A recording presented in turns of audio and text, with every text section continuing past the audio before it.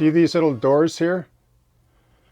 Who'd have ever thought that the process in which I'm about to show you on how to make them and paint them and weather them applies to every single application that I do on River Road. This whole layout that I've basically built from scratch and hand painted is all based on this technique that I'm going to show you.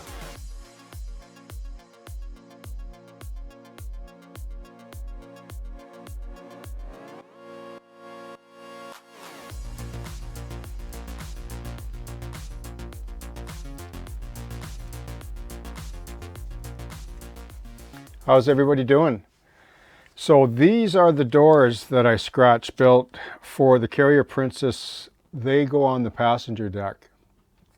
These face inside, which you don't really see, but you see the outside. I made these out of 20 thou plastic and then just the appropriate strip. And then just the clear glazing on the rear. Okay.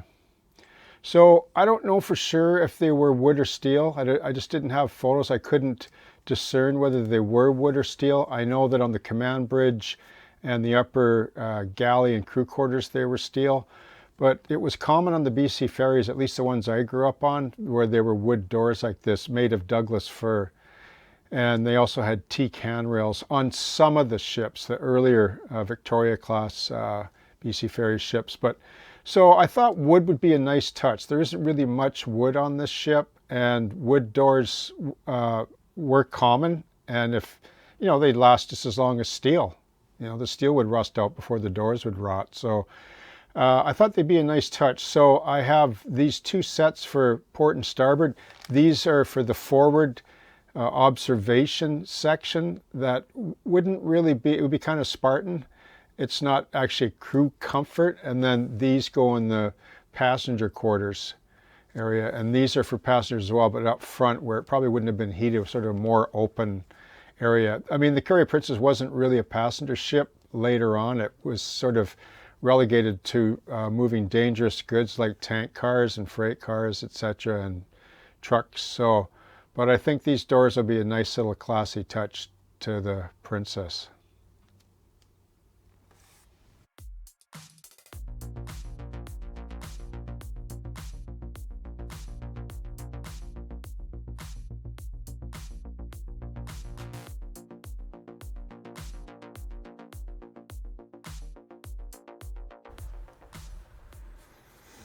You can see I've just cut these doors, or cut at a 10 thou, and then I use strip to lay them up and just cut out the windows. They're just sheet, that's all, 10 thou sheet, whatever the size of the door is. And then you can see that what I did first was I laid these across and then laid these long planks on the side, just laid over top a knife and cut. Doesn't have to be perfect, so you can sort of sand them later. And then I just cut out the windows, and that's what I'm going to use for the doors. I'm going to make them wooden doors. The wood doors will look nice on the steel ferry. A lot of the ferries had wooden doors. I'm sure a workboat, the most would be steel later on in later refits, but earlier on they would have been wood probably.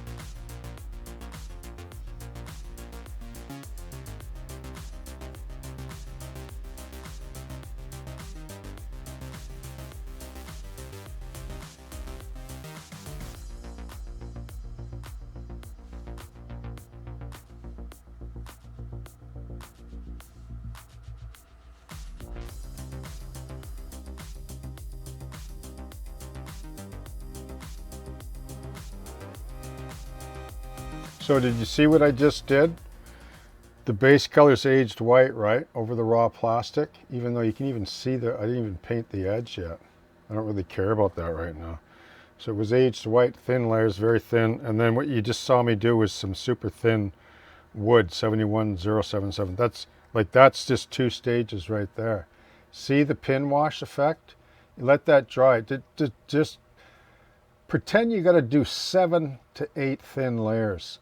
Like, I know that seems crazy, but that's how you get the look. That's how you get the illusion of wood and you know, depth of color. That's how it's done. It's not a black art. It's just patient layers. That's it. I put these aside and I'll do some other ones. These ones were the ones that I did earlier, right? Like, that's sort of getting close. Like, I'll show you the photo of the door, right? Not quite, it's a little more orangey, but you know, it's close enough, right? Like, when I put a piece of clear acetate behind that, it'll work. I can add, if I want, I can add a little more red or rust or something to that if I'm really that particular, right? Okay.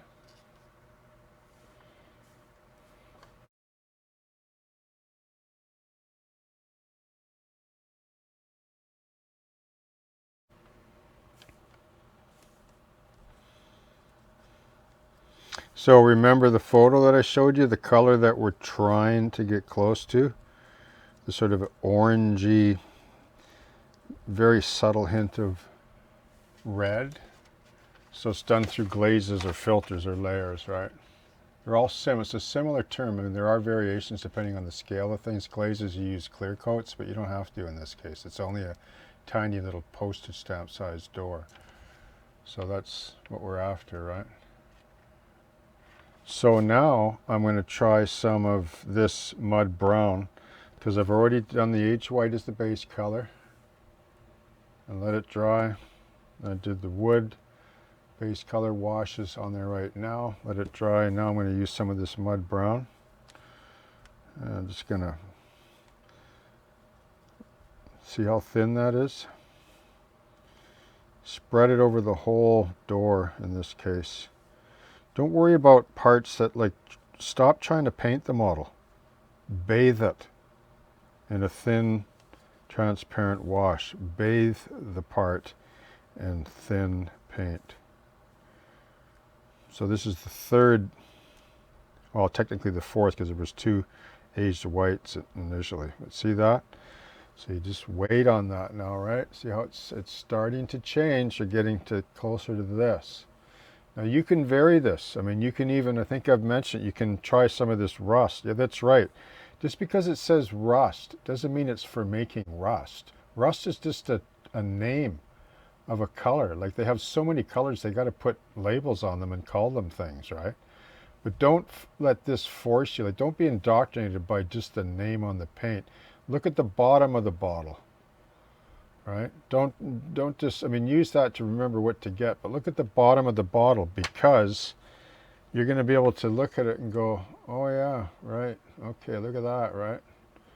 Well, maybe this, I'll line these up like this from left to right, gets darker, whatever, but you can see they're in the same family, these colors, right, going on here. Okay. Now, after that one's done, after the mud, I can try this earth red, which is a little bit darker, and then I'll finish with this burnt umber. See that?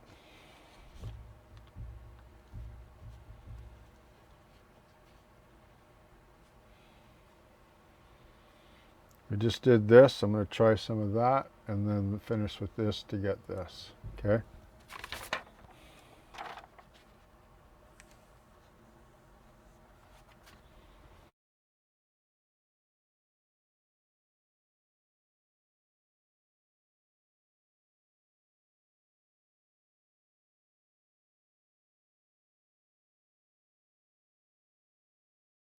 Okay, just before I close this door painting up, I was going to end it there, but I think it's important that I show this. So this is one of the reasons why I love acrylic paint. Like, this paint's only been dry now for 10 or 15 minutes, and it's good to go for oils.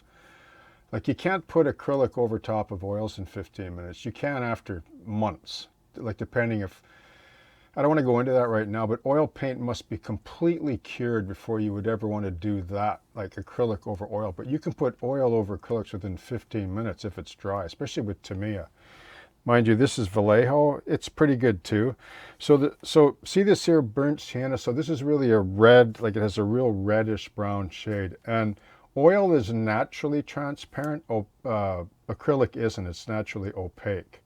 Okay, so like you just put oil on something and smear it, and you can just see the beautiful transparency. So that's why oils make the best glazes and filters, really. Like, but you can combine two of them.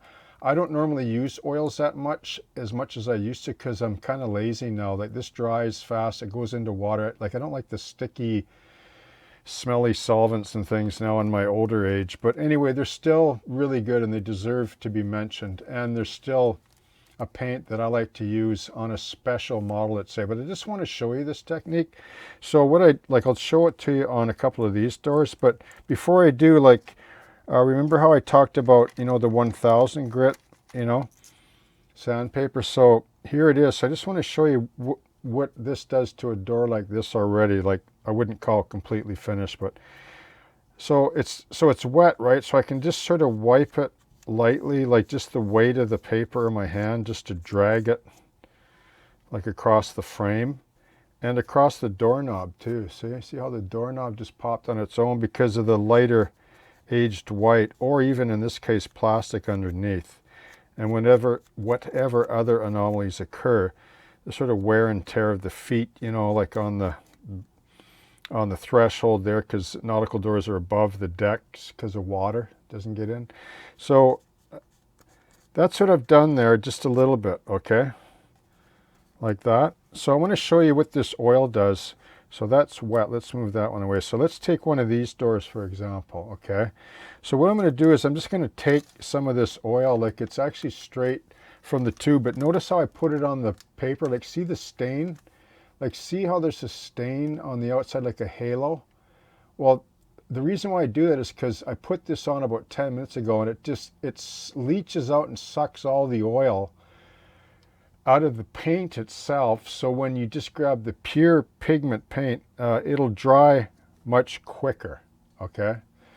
It'll also dry much quicker if you add solvent to just this part too. It just helps the drying time.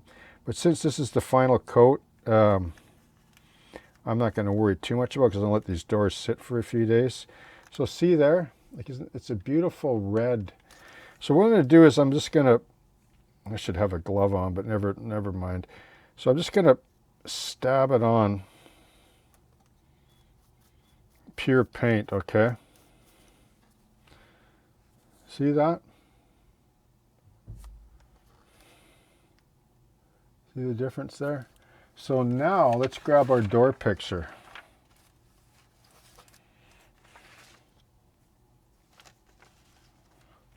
See? Getting close, isn't it? Right? Close enough for me, but you get the idea, right? I mean, if you wanted to add a little more red, like, or whatever, but when you're painting wood, it really doesn't matter. It's just get close and it's good enough, right? So watch the difference again. So I'm going to leave that. Furthermore, I can still take this door and I can take just a cloth and I can wipe it. Sorry. Watch, I can wipe it and some of that will come shining back through. But the transparency of the oil is still there. It just has a luminosity to it that's beautiful, Okay, so we see the difference there. This is probably a good example of oils combined with acrylics to finish. It has a richer, and pigments are far more richer pigment, whereas the acrylic has the opaque, standout qualities. But you see how the difference on the left to the right, see that? Okay, so let's take a little bit more of that then, that oil. And let's just go over this, watch, okay? Well, I'll just lay it on the paper here.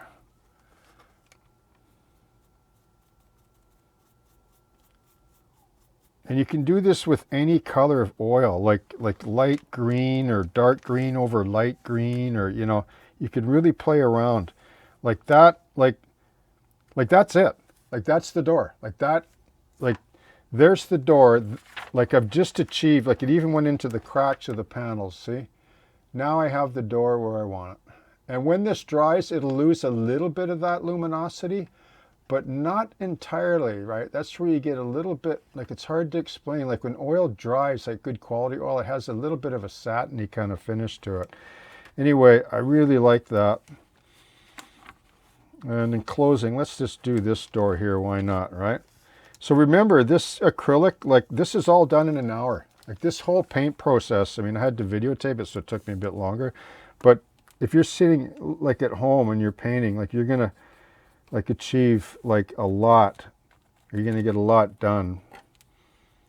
See how I'm just like, see where the white, like remember how I removed the paint of the white? Like look how the transparency of the